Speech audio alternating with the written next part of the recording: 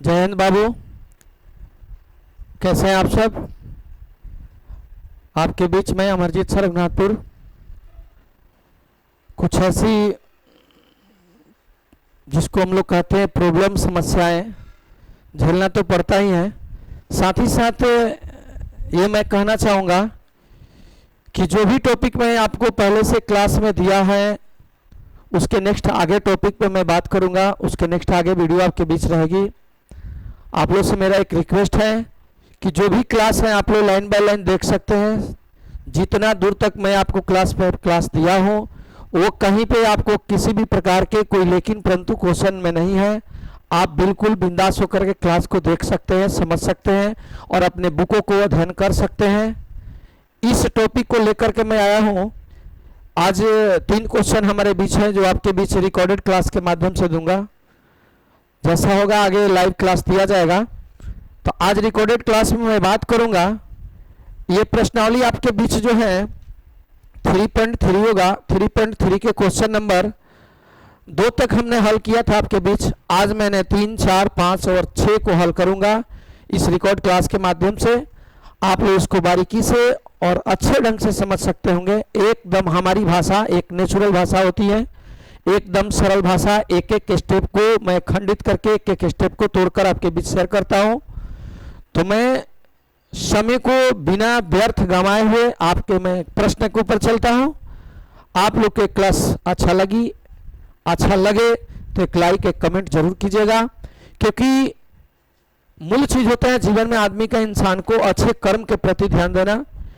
कर्म कुछ भी हो, लेकिन कर्म थोड़ा कम हो या बेसी हो या अधिक हो या कम हो, उसमें मूल चीज है अच्छे ढंग से कार्य करना। तो मैं आपके बीच हमेशा अच्छे ढंग से कार्य करने के लिए हर प्रयास करता हूं कि कैसे आपके बीच में सरल तरीका से आपके बीच में दूं। आइए, ये टॉपिक तो पूरी जानकारी मैं दे दिया हूं। ये रैखिक समीकरण युग्म को हल करने की बीजगणितीय विधि में 6 विधियां होती हैं, जिसमें आपको 3 विधि पढ़ना है, प्रतिस्थापन विधि, विलोपन विधि और वज्र गुणन विधि। इसके बाद आलेखी विधि। तो आलेखी विधि से भी हम लोग हल कर लिए हैं। 2 विधि आपका, एक होता है तुलनात्मक विधि, एक होता है अनुपात निर्धारण विधि। तो ये विधि आपको पढ़ना नहीं है, लेकिन इस विधि को मैं वीडियो आपको क्लास के अंदर मैं बना करके दिखा दूंगा कि कैसे इस विधि का भी प्रयोग किया जाता है। जो भी जानकारी है वो अच्छे ढंग से होनी चाहिए। इस तरह से मैं आपके बीच काम करता हूं। आइए हम लोग प्रश्न को चलते हैं। क्वेश्चन नंबर 3 के ऊपर ध्यान देते हैं। एक्सरसाइज हमारा होगा 2.3। 2.3 में एक्सरसाइज आपके बीच जो क्वेश्चन बना है पहले से, उसकी वीडियो रिकॉर्डेड आपके बीच चली गई है। अब आज हम लोग चलते हैं इस पर। ये क्वेश्चन हमारे बीच है, जैसा कि आप समझ सकते होंगे।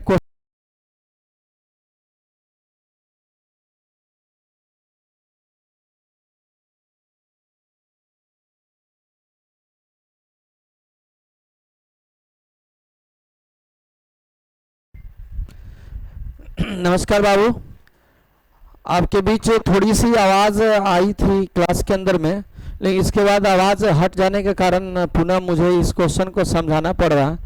अंत तक वीडियो तो मैं बना दिया हूँ, लेकिन साउंड केवल नहीं आया था। तो साउंड नहीं आया तो इस प्रश्न को पुनः एक बार मैं समझा देता हूँ, क्योंकि एक प्रश्न हम लोग को कम करना बहुत मुश्किल होता है। एक एक चीज़ को इतना बनाना क्वेश्चन है कि मेहनत करना पड़ता है, और थोड़ी सी आवाज़ नहीं आने के चलते पुनः फिर बनाना पड़ेगा। तो यहाँ तक तो मैं आपके बीच बताया था कि 7 बल्ले और 6 गेंद का 3800 रुपये में खरीदा गया, और 3 बल्ले 5 गेंद को 1750 में खरीदा गया। तो इसके पहले सबसे पहले मैं समीकरण बनाऊंगा। रैखिक समीकरण बना दिया। तो देखिए यहाँ पर रैखिक समीकरण बना दिया। एक 7x + 6y बराबर 3800।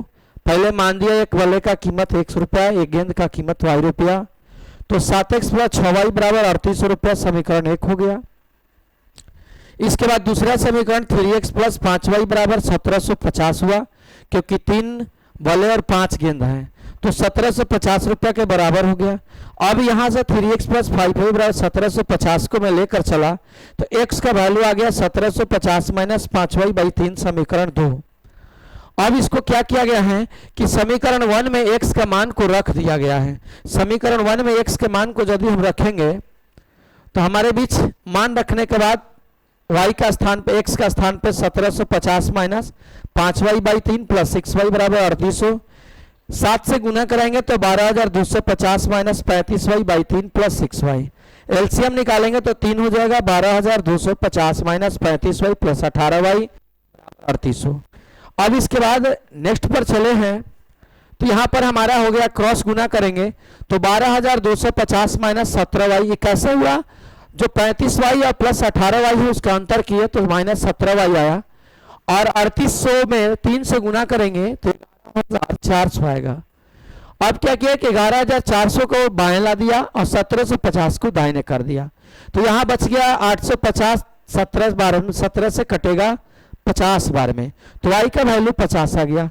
y का वैल्यू 50 आने का मतलब है कि गेंद का दाम आ गया, गेंद का कीमत आ गया। अब क्या किया हूं, समीकरण 2 में y का मान रख दिया, 2 में y का मान जब रखे तो 50 है y का मान, तो यहाँ पर हमारे बीच 1500/3 बराबर 500 आ गया, तो 500 हो गया गेंद का नहीं बल्ले का कीमत। तो यहाँ पर आपके बीच बल्ले का कीमत जो है वो आपके बीच दिखाई देता है कि 500 और 50 रुपया गेंद का कीमत, एक बल्ले का कीमत 500 और एक गेंद का कीमत 50 रुपया। तो इस प्रकार ये दूसरा क्वेश्चन है आपका, क्वेश्चन नंबर तीसरा समाप्त हो गया।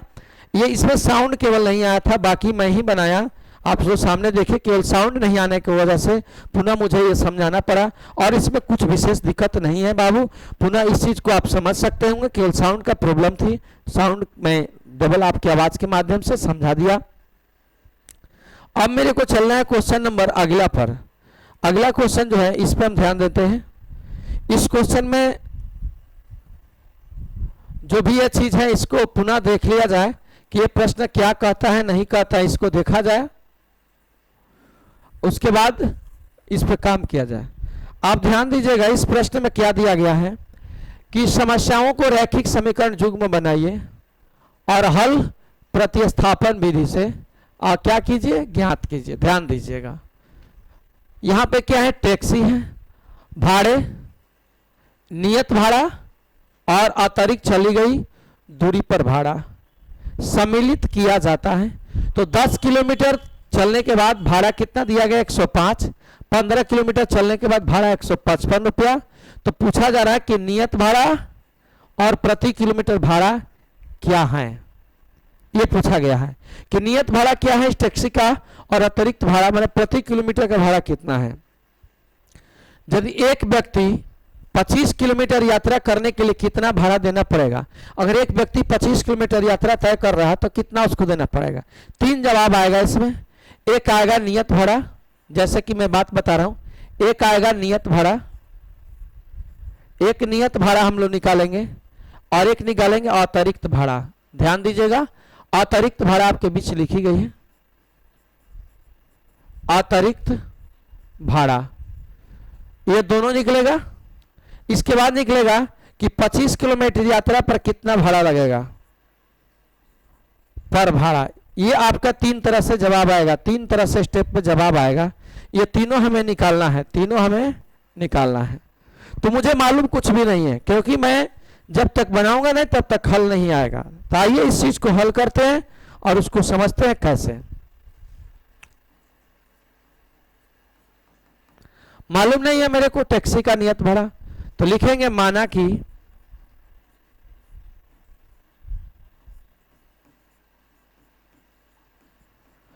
कि टैक्सी का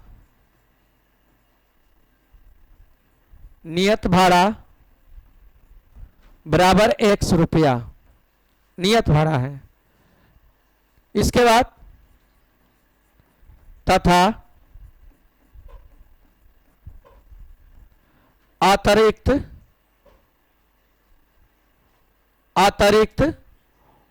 प्रति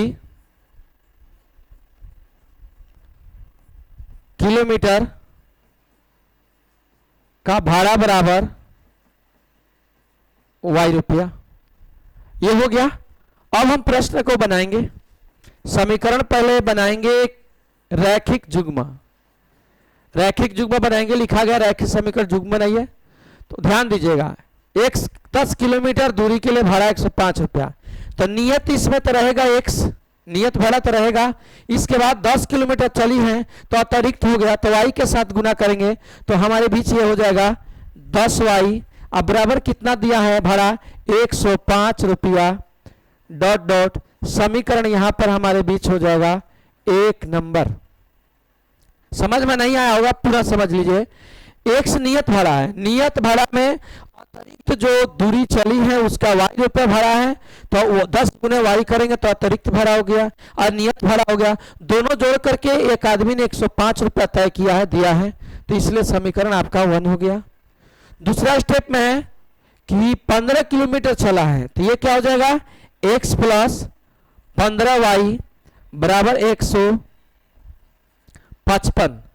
ये क्यों हुआ, क्योंकि नियत भाड़ा और प्लस में 15 किलोमीटर अतिरिक्त चला है, तो उसके साथ y का गुना करेंगे तो रुपया बन गया, ये भी रुपया हो गया, ये भी रुपया हो गया, तो ये समीकरण दूसरा हो गया। लेकिन हमें बनाना किस पर है, प्रतिस्थापन पे, तो हम प्रतिस्थापन के आगे चलेंगे, इसलिए यहां पर लेकर चलेंगे क्या चीज, x बराबर 155 माइनस 15y, और यहां पे क्या करेंगे, समीकरण, यहां पर हम समीकरण क्या करेंगे, 2 कर देंगे। यहां लिख दीजिएगा पुनः। अब इसके बाद क्या करेंगे, समीकरण 1 में x का मान रखेंगे, ठीक है। समीकरण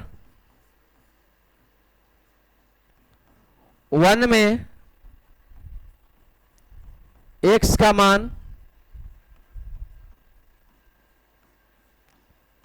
रखने पर 1 क्या है, x प्लस 10y बराबर 105।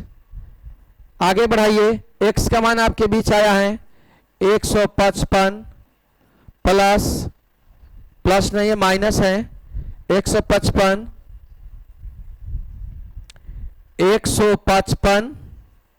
माइनस आया है 15y, अब प्लस 10y बराबर 105। अब यहां ध्यान दीजिएगा, 155 है, 15y 10 में से घटेगा तो कितना हो जाएगा, माइनस 5y बराबर 105। 105 के दाहिने कर दीजिए, बाएं कर दीजिएगा, दाहिने नहीं बाएं कीजिए, 155 माइनस 105 बराबर हो जाएगा 5y। यहां क्या होगा, माइनस कर दीजिएगा तो कितना होगा 0, और ये कितना हो जाएगा 050। 5 5 में से घटेगा 0 बनेगा, 15 में से 10 5 हो गया, बराबर हो जाएगा 5y। कटा दीजिए, 10 5 50, y बराबर 10 आ गया, y का मान 10 आ गया, तो ये किसका भाड़ा निकल गया, प्रति किलोमीटर का भाड़ा का दाम आ गया y वैल्यू 10 रुपया हो गया। अतिरिक्त मतलब भाड़ा जो किलोमीटर पर चल रहा है 10 रुपया लगेगा। अभी x का मान निकालना होगा, तो 10 आ गया, तो समीकरण हम क्या करेंगे, x में मान लगाएंगे, इसके बाद हमारे बीच निकलेगा, लिखेंगे अब समीकरण 2 में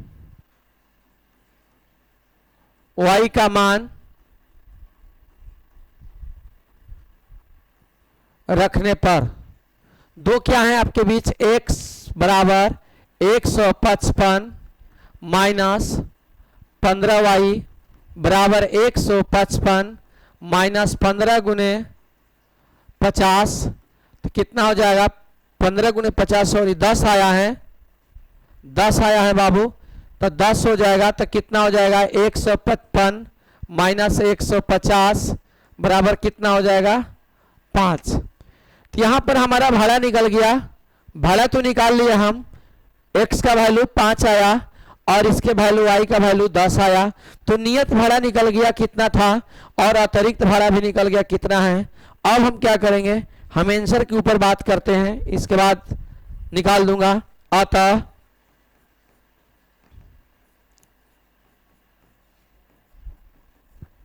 टैक्सी का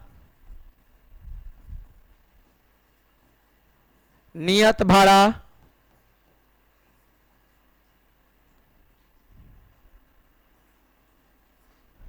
अतः टैक्सी का नियत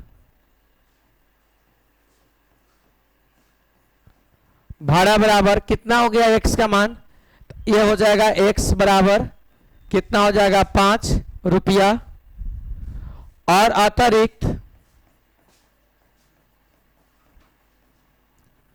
अतिरिक्त किलोमीटर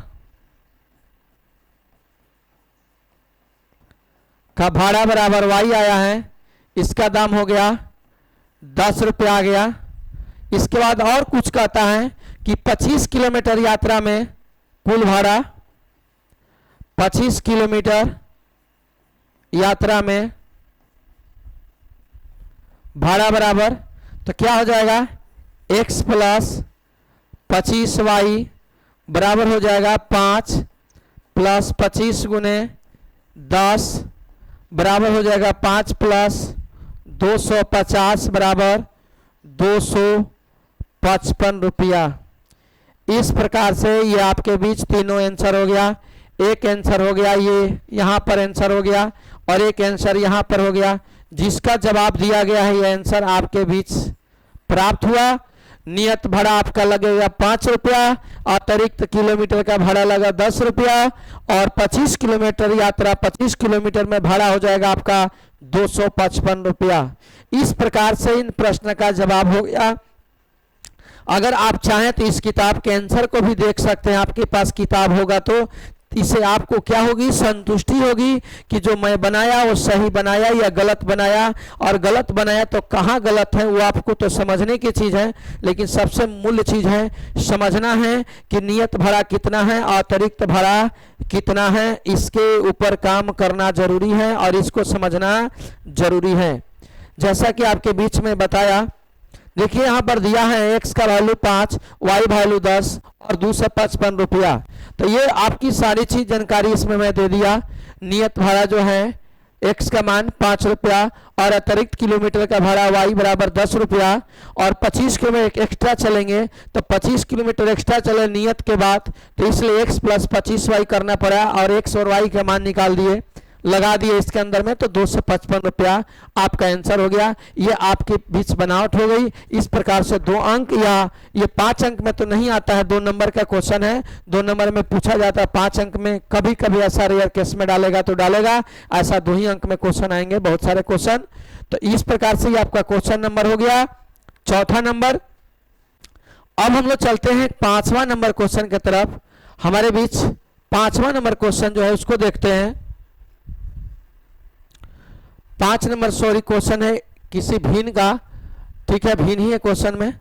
तो ये देखिए क्वेश्चन, इसमें क्या लिखा गया है कि समस्या पुनः वही बात है, रैखिक युग्म बनाइए, हल प्रतिस्थापन विधि से ज्ञात कीजिए। लेकिन यहाँ आइए, किसी भिन्न के अंश में और हर दोनों में 2 जोड़ दिया जाए तो 9/11 हो जाता है। फिर लिखा है कि अंश और हर दोनों में 3 जोड़ दिया जाए तो 5/6 हो जाता है, तो वह भिन्न ज्ञात कीजिए। तो सबसे पहले भिन्न के मतलब क्या होता है, भिन्न के मतलब समझना होगा। भिन्न जो होते हैं अंश बाई हर में होते हैं, भिन्न जो होते हैं अंश बाई हर में होते हैं, मुझे मालूम नहीं है। तो सबसे पहले मैं इसको मानता हूँ, अंश को मान देता हूँ अलग और हर को अलग मानता हूँ, तो भिन्न बनाऊंगा।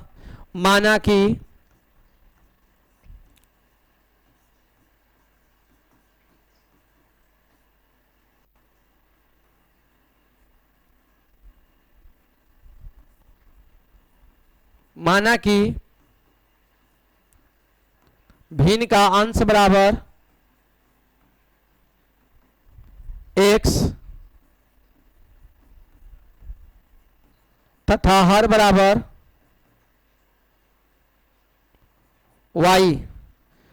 तो भिन्न क्या हो जाएगा, यहां पर भिन्न बराबर होता है अंश बटा हर। तो इस प्रकार से भिन्न क्या हो जाएगा, x बटा y। प्रश्न से अब काम करेंगे, प्रश्न से काम करेंगे, जो आपके बीच लिखी गई है उसमें बात करते हैं। उस प्रश्न के ऊपर हम लोग बात करते हैं। क्या लिखा गया है कि अंश और हर दोनों में 2 जोड़ दीजिए, तो अंश में 2 जोड़ दीजिए और हर में भी 2 जोड़ दीजिए। भिन्न कितना हो जाता है, 9 बटा में 11 बन जाता है। क्रॉस गुना कर दीजिए इसको, तो क्या हो जाएगा, 11 से गुना कीजिएगा तो ये हो जाएगा 11x प्लस यहाँ हो जाएगा 22, और इसमें गुना करके दाहिने लिख दीजिए तो हो जाएगा 9y प्लस 9 दूनी 18। अब क्या करेंगे, इसको रैखिक युग्म बनाने के लिए हम काम करेंगे, या 11x माइनस कर देंगे 9y और बराबर क्या है 18।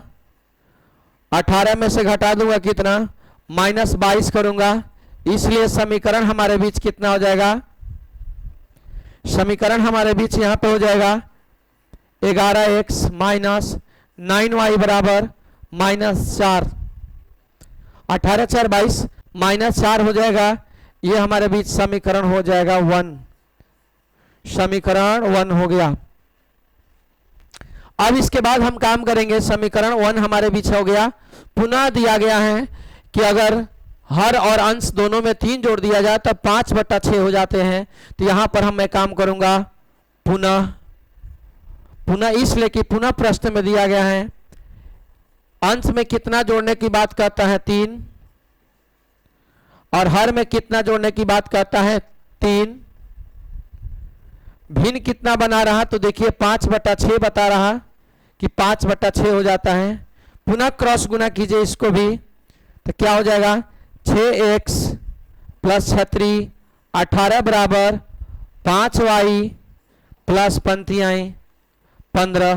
इसको आगे बढ़ाइएगा तो क्या हो जाएगा 6x यहीं रोक दीजिए, 5y प्लस 15 माइनस 18।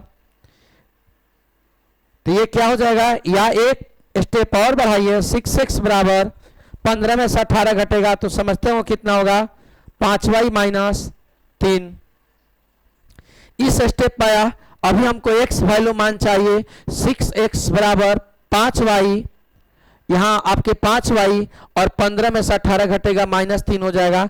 x निकालेंगे तो क्या हो जाएगा, x बराबर 5y माइनस 3/6 हो जाएगा। तो एक स्टेप इसको और आगे बढ़ाएंगे तो क्या हो जाएगा, इसलिए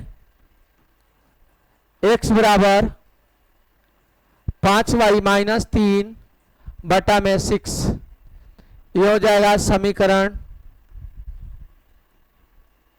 2। अब ये समीकरण 2 आ गया तो क्या करूंगा, समीकरण 1 में मान रखूंगा। अब समीकरण 1 में x का मान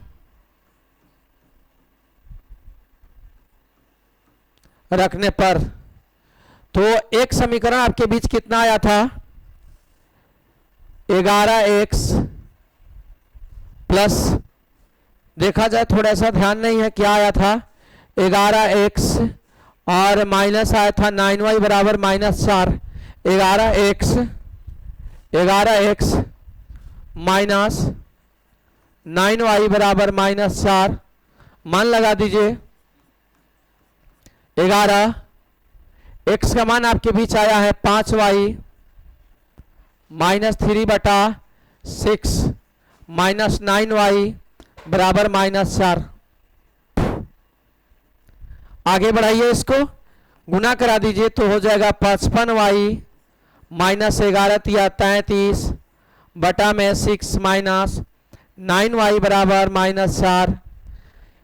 आगे इसको बढ़ाइए, एलसीएम निकालिएगा तो 6 हो जाएगा, ये हो जाएगा 55y माइनस 33, और ये क्या हो जाएगा माइनस ना छका 54y बराबर -4।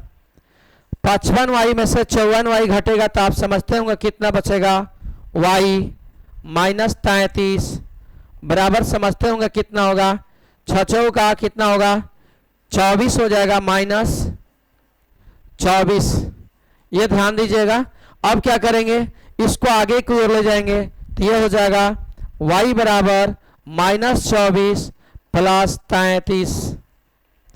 इसलिए क्या हो जाएगा, इसलिए y बराबर, घटा दीजिए, 13 में से 4 घटेगा 9 बचेगा, और 2 0, तो y बराबर कितना आ गया, 9 आ गया। आप पुनः रखेंगे मान, यहां लिखेंगे फिर समीकरण 2 में y का मान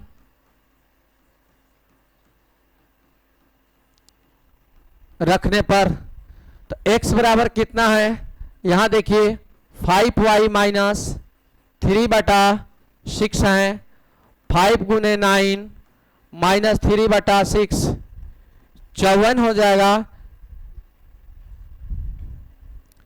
x का मान 33 आया, 13 में से 4 घटे 9 बचेगा, और ये आपका 2 0 हो गया, तो 9 हो गया। ठीक है, तो ये हो जाएगा 9 54 करे, 9 से 45 होगा, यहाँ पर 54 नहीं होगा, तो ये हो जाएगा 9 से 45 माइनस 3/6 हो जाएगा।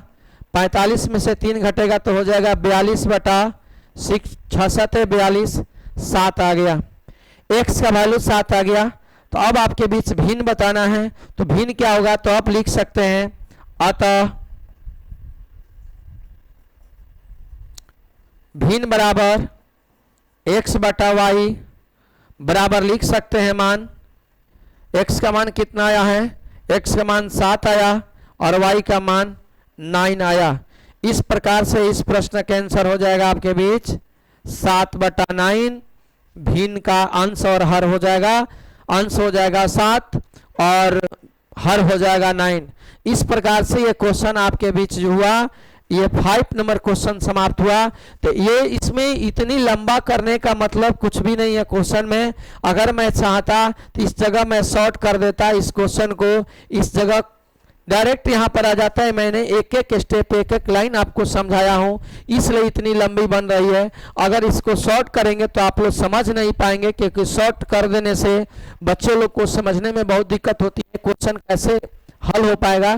तो कुछ तरीकाएं ऐसी होती हैं कि हम लोग को हम काट नहीं पाएंगे, अगर काटते ही इसको टुकड़ा कर देते हैं, छोटा कर देंगे, तो बहुत बात ऐसी है इसमें जो समझ नहीं पाएंगे आप। तो इसलिए एक एक स्टेप को मैं दिखाकर बनाया हूँ, आप ध्यान दीजिए, समझिए कैसे हुआ और क्यों हुआ। अगर आप इसको प्रैक्टिस करके रख करके अपने सामने, तो आपके लिए बहुत मददगार होगा। और हर एंगल से आपके बीच ये समझा करके मैं बनाया हूँ, ये देख सकते हैं। इस प्रकार से ये 5वां क्वेश्चन समाप्त हुआ। और इसमें एक और क्वेश्चन आपके बीच है, लास्ट क्वेश्चन यही। इसके बाद अगला जब चलेंगे हम लोग विलोपन विधि, तो विलोपन विधि में जब हम चलेंगे तो थोड़ा सा अलग हट के हम लोग चलेंगे। विलोपन विधि अलग सिखाता है हमको, अलग विलोपन विधि की बात होती है। विलोपन विधि की बात मैं सिखाऊंगा कि कैसे विलोपन विधि का काम करेंगे, क्या उसका तरीका होती है, उसके बाद क्वेश्चन बनेगा। तो आइए बिना समय को व्यर्थ किए हुए नेक्स्ट क्वेश्चन को हम लोग काम करते हैं। लास्ट क्वेश्चन है इस चैप्टर की। निम्न समस्याओं में समस्याएं पुनः वही है जैसा कि पहले बताया गया है, वही समस्या, वही तरीका, वही रास्ता, लेकिन क्वेश्चन अलग। यहां पे देख दिया है कि 5 वर्ष बाद जैकब की आयु उसके पुत्र की आयु की 3 गुनी हो जाएगी। इसका मतलब क्या हुआ, जैकब जो है एक व्यक्ति का नाम है, वो बता रहा है कि 5 साल, जैकब क्या कह रहा है, ध्यान से सुनिए, मैं समझा देता हूं। लिखा गया कि 5 साल 5 वर्ष बाद जैकब की आयु उसके पुत्र की आयु से 3 गुनी हो जाएगी। जैकब कहता है अपने लड़के से कि 5 साल बाद तुम्हारा जो उम्र होगा वो तुम अपने उम्र के 3 गुना करोगे तो मेरे उम्र के बराबर होगा। ये एक लाइन का स्टेप का अर्थ हुआ। दूसरा लाइन में लिखा गया है कि 5 वर्ष पूर्व जैकब की आयु उसके पुत्र की आयु की 7 गुनी आयु का हो जाएगा। तो इसमें बोला गया है पुनः स्टेप पर कि 5 वर्ष पूर्व जैकब कहता है कि तुम्हारे पुत्र की आयु की 7 गुनी थी। इसका मतलब कि अगर 5 साल पहले की हम बात करें तो तुम्हारे उम्र के यदि 7 गुना करेगा तो मेरे उम्र के बराबर होगा, ये क्वेश्चन कहता है।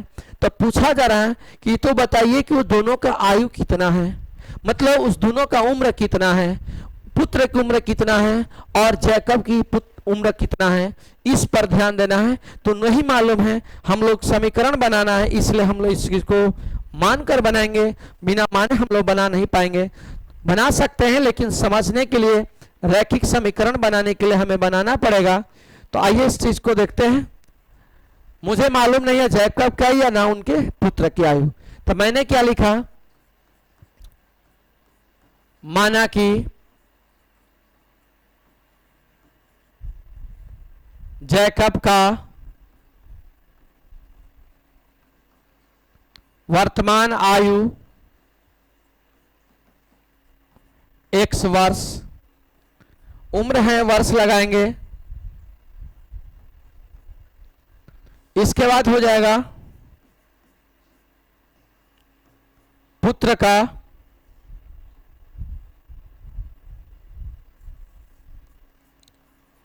का वर्तमान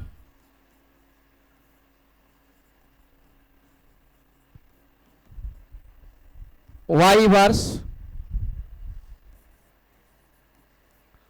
अब हम काम करेंगे प्रश्न से।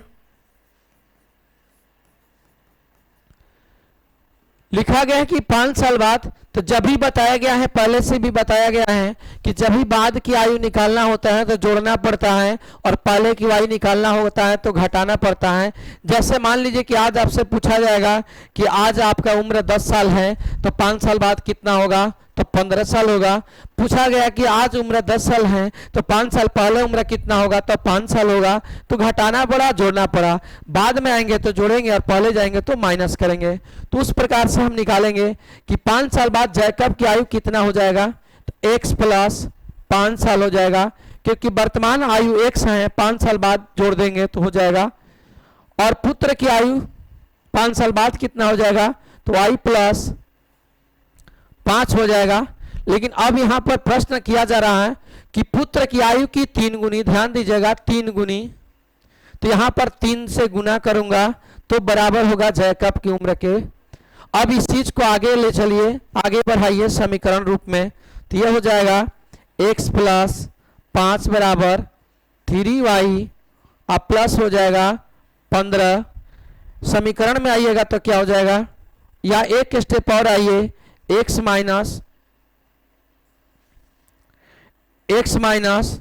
3y बराबर 15 माइनस 5, 5 को दाहिने कर दिया, 3 को बाएं ला दिया, इसलिए क्या हो जाएगा x माइनस 3y बराबर 10। ये हो जाएगा समीकरण हमारे बीच 1। समीकरण 1 हो गया। अब क्या करूंगा, पुनः कुछ कहा जा रहा है इसके अंदर में। दूसरा स्टेप में क्या है, 5 साल पहले, तो लिख दूंगा यहां पर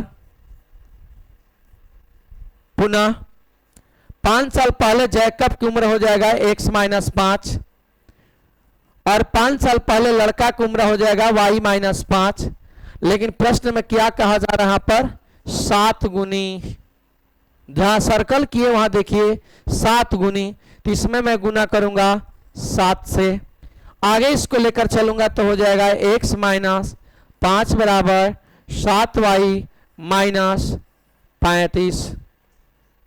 इसके बाद आगे लेकर चलूंगा तो हो जाएगा x बराबर 7y माइनस 35 प्लस 5, इसलिए हो जाएगा x बराबर 7y माइनस 30। 35 माइनस में 30 हो जाएगा, क्योंकि हमें इसको बनाना किस रूप में है, समीकरण ये हमारे बीच हो जाएगा 2। इसको यहां से थोड़ा लिख दिया जाए, इसलिए हो जाएगा x बराबर 7y, तो माइनस हो जाएगा 30। समीकरण 2, x का निकल गया वैल्यू, और यहां पर आपका समीकरण 1 हो गया। क्योंकि प्रतिस्थापन विधि से हल करना है, अब क्या करेंगे, लिखेंगे अब समीकरण 1 में x का मान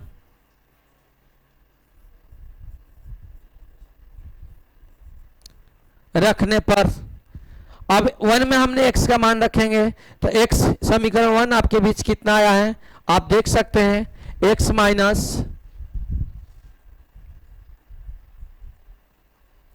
3y बराबर 10। मान लगा जी x का मान कितना आया है, तो 5y माइनस 30 माइनस 3y बराबर 10। 5y में से 3y घटेगा तो कितना बचेगा, आप समझ रहे हैं कितना हो जाएगा, तो यह हो जाएगा 2y।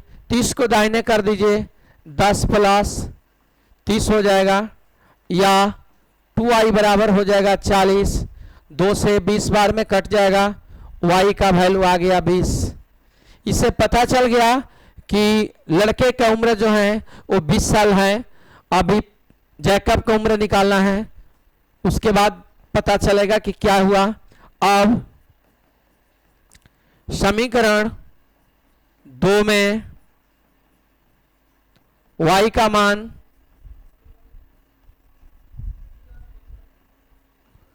रखने पर तो x बराबर कितना आया है, 5y माइनस 30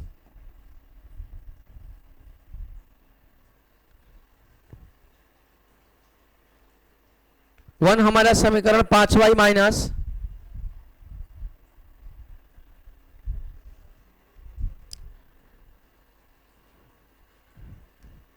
थोड़ी सी हम लोग समीकरण को देखते हैं। समीकरण इसमें कितना बना है, x माइनस 3y बराबर 10, ठीक है।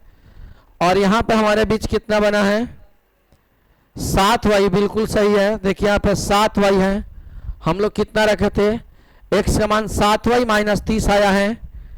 हम लोग का मान इसमें गलत मान रखाया है, हम लोग का मान कितना है, 7y आया है।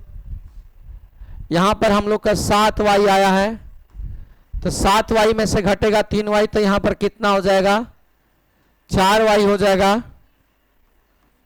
4y हो जाएगा। तो यहाँ हमारा स्टेप थोड़ा सा चेंज करना पड़ेगा, तो यहाँ हो जाएगा 4y बराबर हो जाएगा 40, 10 चौका 40, इसलिए y बराबर हो जाएगा 10। बाकी ये ठीक है, इसमें केवल 7 कर देना है, तो यह क्या हो जाएगा, 7y माइनस 30, 7 गुने 10 माइनस 30, तो यह हो जाएगा 70 माइनस 30 बराबर 40। तो इस प्रकार से x का वैल्यू आपके बीच आ गया 40 और y का वैल्यू 10 आ गया। आप समझना चाहते हैं कि कैसे हमारा शर्त सही है, तो भी मैं बता दूंगा। पहले आंसर को ले लीजिए, अतः लिख दीजिएगा, अतः जैकब का वर्तमान आयु, x का मान आया है 40 वर्ष, तथा पुत्र का वर्तमान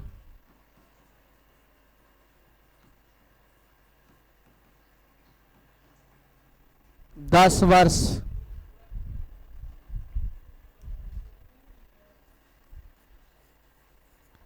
यह आंसर आपके बीच हो गया 10 साल और 40 साल। आइए थोड़ा सा देखते हैं कैसे इसको संकेत समझते हैं। शर्त से, जांच से आपके बीच ये पता चलेगा कि क्या स्थिति हो रही है। मैं इसको जांच करके दिखाता हूं। जांच से 5 साल पहले इसका उम्र निकालेंगे तो 40 माइनस कितना होगा, 5 बराबर कितना हो जाएगा, 35 ईयर। और 5 साल पहले इसका निकालूंगा तो कितना हो जाएगा, 5 वर्ष। तो देखिए, तो इसमें क्या ध्यान दे रहे हैं, इसमें एगो चीज ध्यान देते हैं कि 5 में कितना से गुना करेंगे तो 7 से, तो इसके बराबर होगा। समझ में आया स्टेप। 35 उम्र लाना होगा तो 7 से गुना करूंगा, तो सीधा ही क्वेश्चन बोला है कि वह उम्र बताइए कि गुना करो लड़के को तो 7, लड़के को गुना करो तो जैकब की उम्र के बराबर हो। तो देखिए 5 में 7 से गुना करूंगा तो होगा 1, और एक 5 साल बाद की पूछा जा रहा है, तो 5 साल बाद वाले के लिए ध्यान दीजिएगा। 5 साल बाद वाले के लिए ध्यान दीजिएगा, तो उसको भी मैं समझा देता हूं वो कैसे निकलेगा। तो देखिए यहां पर 40 दिया गया है, 40 में 5 जोड़ दीजिएगा तो ये हो जाएगा 45 वर्ष, और 10 में 5 जोड़ दीजिए तो ये हो जाएगा 15 वर्ष। तो अब बताइए कि 3 गुना करेंगे किसको, इसको मैं 3 से गुना करूंगा तो किसके बराबर होगा, 45 के बराबर होगा। बाद में, बाद के लिए हो गया, अब पहले के लिए हो गया। तो इस प्रकार से हमारे क्वेश्चन का ये जवाब सत्य पाया गया और हमारे बीच ये क्वेश्चन समाप्त हो गया। अब ये नेक्स्ट चैप्टर जो हम लोग चलेंगे वो हम लोग का होगा विलोपन विधि, और विलोपन विधि से हम लोग प्रश्न को हल करेंगे। और नेक्स्ट क्लास में नेक्स्ट वीडियो के साथ हम लोग मिलेंगे। विलोपन विधि से हल करने के तरीका पर ध्यान देंगे और प्रश्नावली होगा 3.4। इसमें भी क्वेश्चन बहुत सारा है, एक क्वेश्चन है, 2 हैं। इसके बाद वज्र गुणन विधि पे बात करूंगा। वज्र गुणन 3 विधि आपको सीखना है, 3 विधि से परीक्षा के अंदर में आपसे क्वेश्चन पूछा जाता है। कोई भी विधि आपको डालकर पूछा जाएगा। इस प्रकार आपको हर विधि को, कंसेप्ट को समझना होगा। ऐसा नहीं कि प्रश्न कोई अलग विधि की बात करता है और आप कोई अलग विधि की बात करें तो ये आपका अनलीगल है, आप गलत हैं। ऐसा संभव नहीं है। अगर करते हैं तो आप अपने बारे में सोच लीजिए कि जो पूछा गया वो जवाब नहीं दे रहे हैं, आप अलग हट के जवाब दे रहे हैं। इस प्रकार इसे क्वेश्चन ये आपके बीच समाप्त हुआ। फिर मिलते हैं नेक्स्ट वीडियो में। अगर समय मिल जा रहा है तो मैं क्लास आपके बीच ऑनलाइन डायरेक्ट दे दूंगा, और नहीं तो आपके बीच रिकॉर्डेड क्लास मिल रहा है, ध्यान दीजिए। बाकी जब समय मिलेगा उसके अनुसार से मैं काम करूंगा। इसी के साथ क्लास समाप्त करते हैं, फिर मिलते हैं नेक्स्ट वीडियो में। जय हिंद, नमस्कार।